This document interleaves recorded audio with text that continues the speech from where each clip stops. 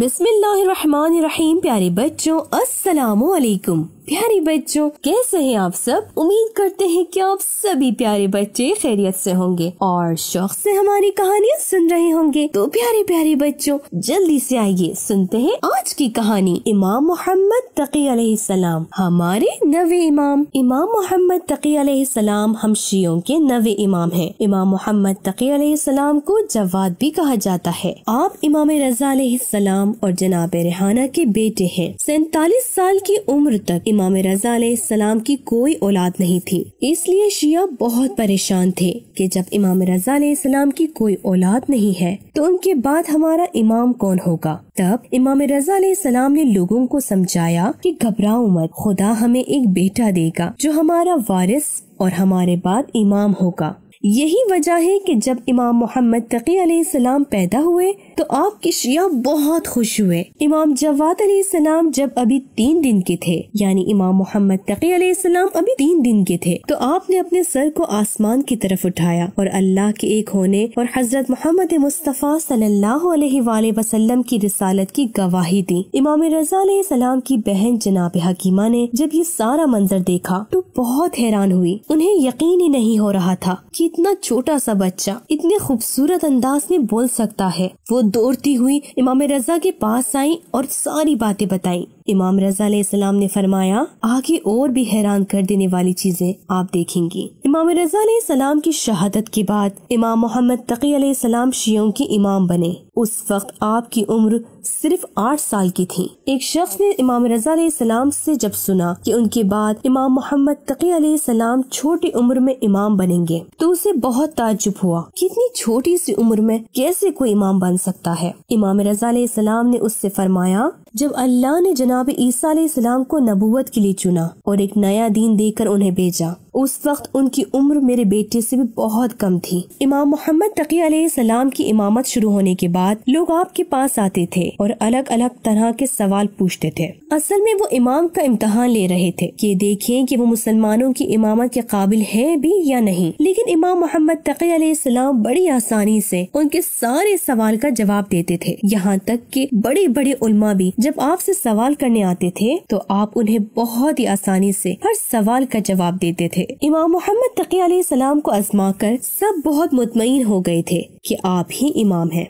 इमाम मोहम्मद तकी अलैहिस्सलाम के जमाने में मामून बादशाह था। वो जानता था कि इमाम रज़ा अलैहिस्सलाम के बाद शियों के इमाम जवाद होंगे, इसलिए उसने प्लान बनाया ताकि इमाम पर आसानी से नजर रख सके। उसने इमाम को मदीने से बगदाद बुलाया और अपनी बेटी से इमाम की शादी कर दी। मामून अपनी बेटी उम्मुल फजल के जरिए बहुत आसानी से इमाम अलैहिस्सलाम और शियों की जानकारी हासिल कर सकता था। लेकिन इमाम मोहम्मद तकी अलैहिस्सलाम बगदाद में नहीं रुके और कुछ वक्त के बाद उम्मुल फजल के साथ मदीने वापस चले गए। इमाम मोहम्मद तकी की उम्र कम थी, लेकिन अल्लाह के नजदीक आपका रुतबा बहुत बुलंद था। अल्लाह ने भी उन्हें दूसरे इमामों की तरह मोजज़े की ताकत दी थी। एक दिन एक दुश्मन अहले बैत आपसे कहने लगा, मैं आपसे कुछ सवाल करना चाहता हूँ लेकिन मुझे शर्म आ रही है। इमाम ने फरमाया, तुम यही पूछना चाहते हो ना कि इस जमाने का इमाम कौन है? वो बोला, जी हाँ, खुदा की कसम मैं यही पूछना चाहता था। इमाम ने फरमाया, मैं इमाम हूँ। उसने कहा, आपके पास उसकी कोई दलील भी है?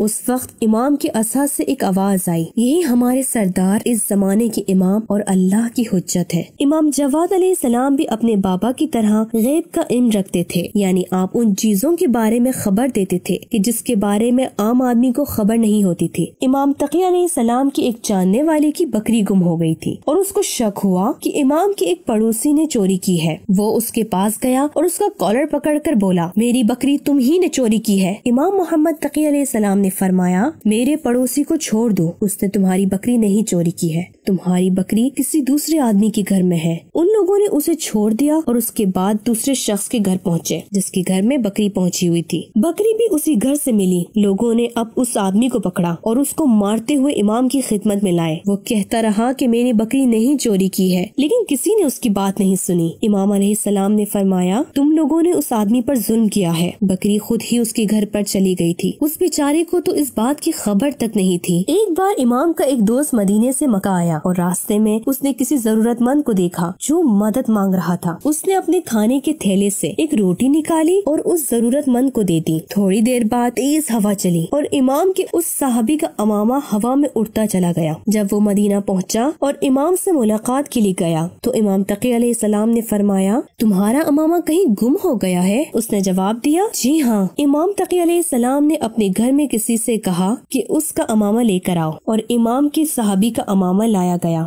صحابی نے امام سے پوچھا، مولا یہ امامہ آپ تک کیسے پہنچا؟ امام تقی علیہ السلام نے فرمایا، تم نے اس ضرورت مند کی مدد کی تھی تو خدا نے بھی تمہارا شکریہ ادا کیا اور تمہارا امامہ تمہیں واپس کر دیا۔ اللہ نیک کام کرنے والوں کا اجر برباد نہیں کرتا۔ امام محمد تقی علیہ السلام بہت مہربان تھے۔ آپ فقیروں اور ضرورت مندوں کو پیسہ، کپڑا اور کھانا دیتے تھے اور جتنا ہو سکے ان کی مشکل دور کرنے کے لیے ان کی مدد کرتے تھے۔ ایک مرتبہ کچھ چوروں نے حاجیوں کے ایک قافلے پر حملہ کر دیا اور ان کے پیسے چھین لیے۔ ان میں سے ایک حاجی امام کے پاس آیا اور ساری باتیں بتائیں۔ امام نے اسے ایک قیمتی کپڑا اور کچھ سونے کے سکے دیے اور فرمایا، ان سکوں کو اپنے ساتھیوں میں بانٹ دینا اور جس کا جتنا پیسہ لوٹ گیا ہے اتنا ہی اسے دے دینا۔ وہ حاجی اپنے ساتھیوں کے پاس گیا اور امام کے دیے ہوئے پیسوں کو ان میں بانٹ دیا۔ امام نے جو پیسے دیے تھے وہ اتنے ہی تھے جتنے حاجیوں سے چھن گئے تھے۔ سب بہت تعجب کرنے لگے۔ مامون کے بعد اس کا بھائی معتصم حاکم بنا۔ اس نے 2 سال بعد دوبارہ امام کو مدینے سے بغداد بلایا۔ بغداد ابھی بھی حکومت کی راجدھانی تھی۔ مامون کی طرح معتصم بھی امام تقی علیہ السلام پر نظر رکھنا چاہتا تھا۔ اسے ڈر تھا کہ کہیں شیعہ ان کے ساتھ مل کر اس کی حکومت کے خلاف بغاوت نہ کر دیں۔ امام زندگی کے آخر تک بغداد میں ہی رہے، لیکن بغداد میں بھی امام بہت ہی جلدی علماء اور عام لوگوں کے چہیتے بن گئے۔ لوگ جان چکے تھے کہ امام جوان ہے لیکن آپ بے پناہ علم اور ایمان کے مالک ہیں۔ اہل بیت کے کچھ دشمن معتصم کو امام کے خلاف بھڑکایا کرتے تھے۔ اس نے امام محمد تقی علیہ السلام کو شہید کرنے کا پلان بنایا اور اپنے کسی سپاہی کو کھانے میں زہر ڈال کر امام کے پاس بھیجا، جس سے امام شہید ہو گئے۔ شہادت کے وقت آپ صرف 25 سال کے تھے۔ ہمارے نوے امام کو کاظمین میں ان کے دادا امام موسیٰ کاظم علیہ السلام کی قبر کے قریب دفن کر دیا گیا۔